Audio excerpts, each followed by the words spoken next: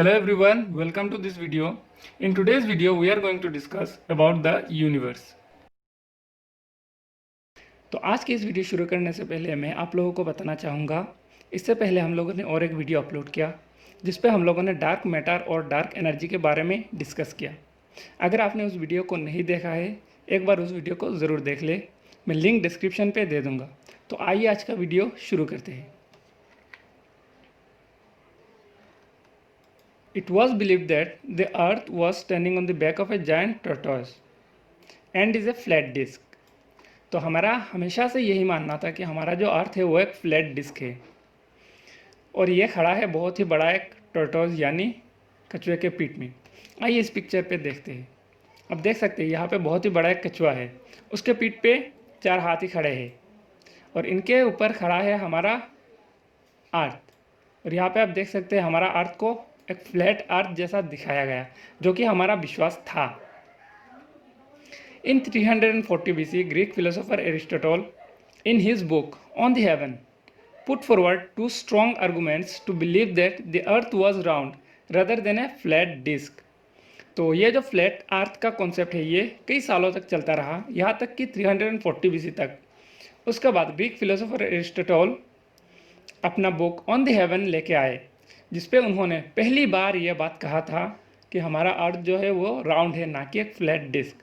तो इन्होंने अपना ये बात 2 बहुत ही स्ट्रॉन्ग आर्गूमेंट के ऊपर बेस करके रखा था। तो आइए देखते हैं उनका arguments. The earth shadow on the moon was always round which is only possible when the earth is round.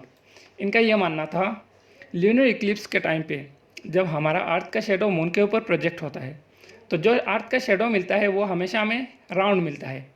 तो अगर हमारा अर्थ राउंड ना होकर फ्लैट होता, जैसे आप इस पिक्चर पे देख सकते हैं,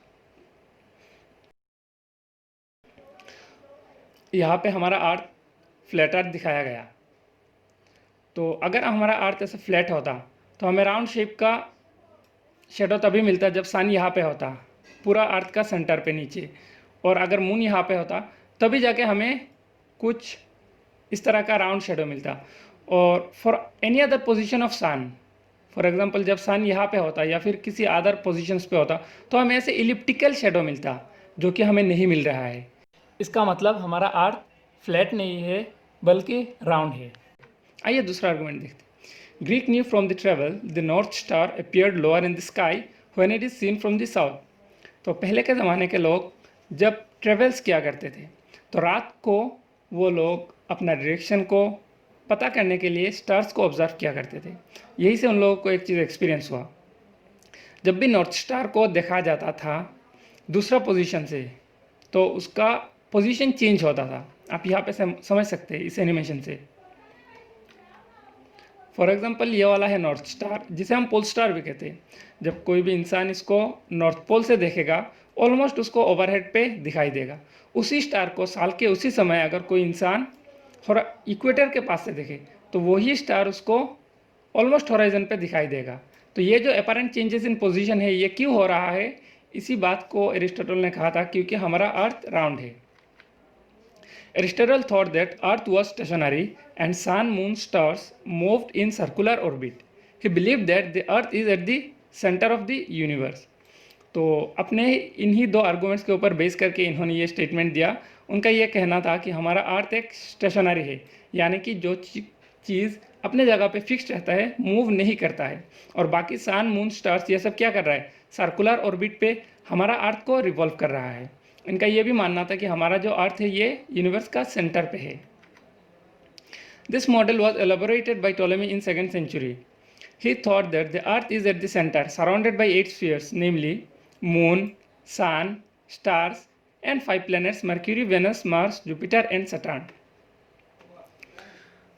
तो इसी मॉडल को 2nd century में टोलेमी ने आके थोड़ा सा एलेबोरेट किया। इनका भी ये मानना था कि हमारा अर्थ सेंटर पे है और बाकी मून, सन, स्टार्स और 5 प्लेनेट जो कि उस टाइम हमें पता था वो सब क्या कर रहा है, अर्थ को रिवॉल्व कर रहा है सर्कुलर ऑर्बिट पे। और इसी मॉडल को कहा जाता है जियोसेंट्रिक मॉडल। अब देख सकते हैं यहाँ पे अर्थ है पूरा सेंटर पे और मून और बाकी प्लैनेट्स, यहाँ तक कि सन भी इसको सर्कुलर ऑर्बिट में रिवॉल्व कर रहा है। और इसी मॉडल को कहा जाता है geocentric model. Jio means Earth in Greek language. A simpler model has proposed in 1514 by Nicolaus Copernicus. His idea was that the sun is at the center and that the earth and the planets moved in circular orbits around the sun. तो 1514 पे Nicholas Copernicus जो कि एक Polish priest थे, वो एक बिल्कुल ही नया आइडिया के साथ आए। उनका ये मानना था कि सन सेंटर पे है और अर्थ बाकी प्लैनेट्स के साथ इसको सर्कुलर पाथ पे ऑर्बिट कर रहे हैं। लगभग 100 सालों तक इस मॉडल को लोगों ने इतना ध्यान नहीं दिया। फिर गैलीलियो गैलीली और जोहानस केपलर ने इस थ्योरी को सपोर्ट करना शुरू किया। जब 1609 पे गैलीलियो गैलीली अपने ही द्वारा बनाया गया टेलीस्कोप से नाइट स्काई ऑब्जर्व करना शुरू किया, तब उन्होंने नोटिस किया कि जुपिटर को कुछ ऑब्जेक्ट यानी कि जुपिटर का मून उसको ऑर्बिट कर रहा था। यहाँ से उन्होंने सजेस्ट किया कि हर ऑब्जेक्ट, हर बॉडी डायरेक्टली सन को रिवॉल्व करे ऐसा ज़रूरी नहीं है, जैसा कोपरनिकन थ्योरी में कहा गया। फिर उसी साल जोहानस केपलर्स ने एक स्टेटमेंट दिया कि प्लैनेट सन को इलिप्टिकल ऑर्बिट पे रिवॉल्व कर रहा है, ना कि सर्कुलर ऑर्बिट पे, और इसी को Kepler's first law of planetary motion के नाम से जाना जाता है। और इस पूरा मॉडल को कहा जाता है हीलियोसेंट्रिक मॉडल।